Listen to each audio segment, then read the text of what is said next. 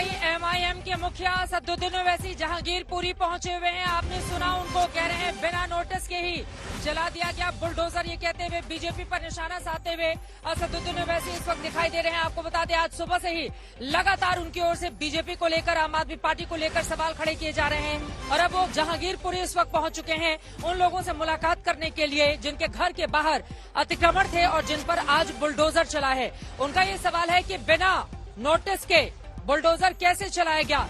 Supreme court का भी शुक्रिया अदा करते हुए, हालांकि कल 11:15 बजे तक का इंतजार करना होगा, जिसके बाद ये समझ में आएगा कि सुप्रीम कोर्ट की ओर से अब आगे के लिए क्या आदेश दिए जाते हैं। लेकिन यहाँ पर राजनीति जोरों से आगे बढ़ रही है। असदुद्दीन ओवैसी को आप सुन रहे थे, उनकी ओर से सीधे सीधे बीजेपी सरकार पर निशाना साधते हुए कहा गया है कि बिना नोटिस के आखिर इस तरह से कैसे कर दिया गया, यहाँ पर बुलडोजर कैसे चला दिए गए। इस सब के बीच आपको दिखाना चाहेंगे तस्वीरें। आप देखिए, यहाँ पर ये जो दिल्ली पुलिस के जवान हैं या फिर हमारे जो सीआरपी के जवान हैं, ये यहाँ से जा रहे हैं। देखिए किस तरह से स्थिति यहाँ पर बिगड़ने नहीं पाए। अब इनको धीरे धीरे करके उस हिस्से में लेकर जाया जा रहा है जहाँ पर असदुद्दीन ओवैसी इस वक्त पहुंचे हुए हैं। यकीनन स्थिति खराब नहीं होने पाए। पॉलिटिक्स तो पूरे मामले में जारी है। यहाँ पर मीडिया का भी भारी हुजूम है, चूंकि दूसरे हिस्से में असदुद्दीन ओवैसी है, वहां पर पुलिस वालों ने बैरिकेडिंग करके रखी हुई है, जाने की इजाजत नहीं दी जा रही है। लेकिन यहाँ पर सीआरपी के ये जो जवान है, आप देख पा रहे हैं किस तरह से ये जवान यहाँ से लगातार मूव कर रहे हैं और सुरक्षा कितनी ज्यादा बढ़ा दी गई है।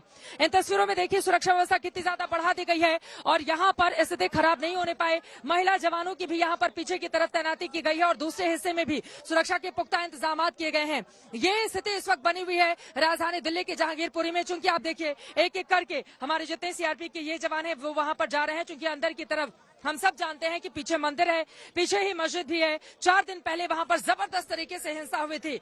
मिलन शर्मा इस वक्त हमारे संवाददाता जुड़ चुके हैं ज्यादा जानकारी के साथ। मिलन, एक तरफ सुरक्षा व्यवस्था बेहद कड़ी की जा रही है और ज्यादा बढ़ा दी जा रही है, एक्स्ट्रा जवानों को बुलाया गया है, तो वहीं आपसे जानना चाहूंगी असदुद्दीन ओवैसी पहुंचे हुए हैं, किन लोगों से मुलाकात करेंगे, एजेंडा क्या है, कितनी देर रहने वाले हैं जहांगीरपुरी में, क्या जानकारी मिल रही है। मिलन,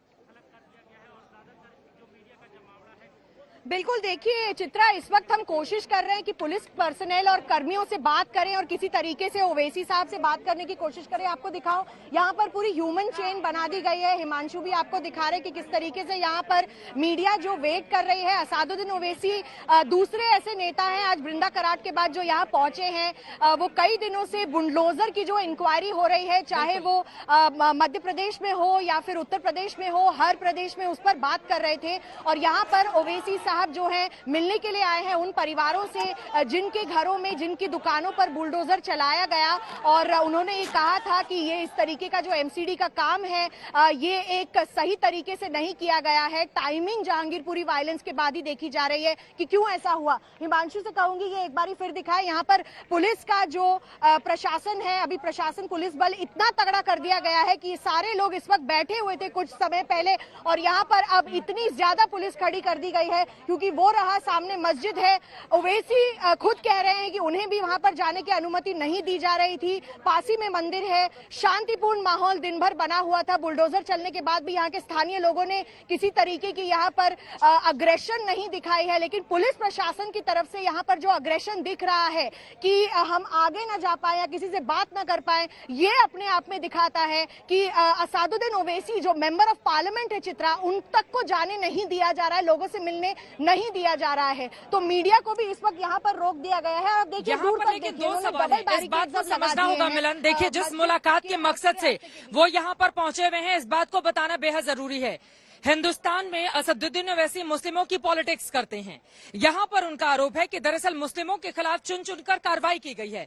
लेकिन वहीं दूसरा पक्ष अगर हम देखें, मेरे पीछे ठीक ये दुकान है, ये सक्सेना साहब की जूस की दुकान थी, इसको ढा दिया गया है। हालांकि वो कह रहे हैं कि उनके पास कागज भी है, लेकिन कागज देखने की जहमत किसी ने नहीं उठाई। रमन झा नाम का एक शख्स जिसकी पान की गुमती थी, उसकी दुकान को ढा दिया गया। यहाँ पर गणेश गुप्ता है, उनकी 2 मंजिला दुकान को ढा दिया गया। लेकिन असदुद्दीन ओवैसी का ये कहना है कि यहाँ पर तो सिर्फ मुस्लिमों के खिलाफ ही कार्रवाई की गई है। तो इस बात को भी देश को समझाना होगा हमें, क्योंकि हम ग्राउंड जीरो पर खड़े हैं, कि यहाँ पर जो बुलडोजर की कार्रवाई है वो कहां कहां चली है। ऐसा नहीं है कि सिर्फ चुन चुनकर, और यहाँ पर जिस मस्जिद की बात हो रही है, मस्जिद के आगे मंदिर है, मंदिर में इस वक्त मिलन आप ही की रिपोर्ट हम सब ने देखी कि खुद मंदिर के लोग मिलकर आगे जो अतिक्रमण करके रखा हुआ था, उस अतिक्रमण को वो लोग खुद हटा रहे हैं। तो यहाँ पर क्या ये माना जा सकता है कि उसी अपनी मुस्लिम पॉलिटिक्स को आगे बढ़ाने के लिए, क्योंकि बार बार अंसार का जिक्र करते हैं यहाँ पर असदुद्दीन ओवैसी और तमाम दूसरे और नामों के जरिए, दरअसल अपनी मुस्लिम पॉलिटिक्स को लेकर वो आगे बढ़ना चाहते हैं जहांगीरपुरी आने का, क्या ये भी एक बड़ा मकसद है ओवैसी साहब का? मिलन जी बिल्कुल, देखिए नेताओं का मकसद बेशक पॉलिटिक्स करना हो, लेकिन आप यहाँ पर हैं, मैं भी यहाँ पर हूँ और हम देख रहे हैं लगातार जो जूस शॉप की आप बात कर रहे हैं वो दिलीप सर की हैं। दिलीप जी ने हमें कागजात दिखाए और उनकी जो दुकान है वो भी अवैध नहीं थी, फिर भी एमसीडी की जो बुलडोजर है उस पर चल गई। गुप्ता जी की दुकान भी हमने देखी। तो ये बात किसी समुदाय की नहीं है, लेकिन बात है कि किस तरीके से यहाँ पर कार्रवाई हुई उन लोगों पर भी जिनका उस हिंसा से कोई लेना देना नहीं था। सुबह हमने देखा कि बृंदा कराट आई थी, वो सिर्फ ये देखने के लिए आई थी कि सुप्रीम कोर्ट का जो स्टे लगा था क्या उसका पालन यहाँ पर किया गया या नहीं चित्रा। बट देखा जा रहा है और ये सच बात है कि मस्जिद तक ही जो बुलडोजर था वहां तक रुक गया, फिर स्टे ऑर्डर आ गया और उसके बाद जो मंदिर है वहां तक स्टे ऑर्डर नहीं गया। हालांकि हमने अपनी रिपोर्ट में दिखाया कि यहाँ के स्थानीय लोगों ने खुद समझा कि मंदिर के बाहर का भी एक एंक्रोचमेंट है, वो खुद ही उसको हटा रहे हैं। लेकिन जिस तरीके से यहाँ पर पुलिस प्रशासन पर सवाल उठने चाहिए उस तरीके के सवाल शायद यहाँ पर लोग भी उठा रहे हैं, क्योंकि जो तीसरी यात्रा थी जिसकी परमिशन नहीं थी उसको भी पुलिस प्रशासन ने जाने दिया यहाँ से। ये अपने आप में एक बड़ा सवाल है कि पुलिस की तैनाती आज चित्रा जितनी दिखाई दे रही है उस वक्त क्यों नहीं दिखाई दे रही थी। शायद ये हादसा होता ही नहीं चित्रा।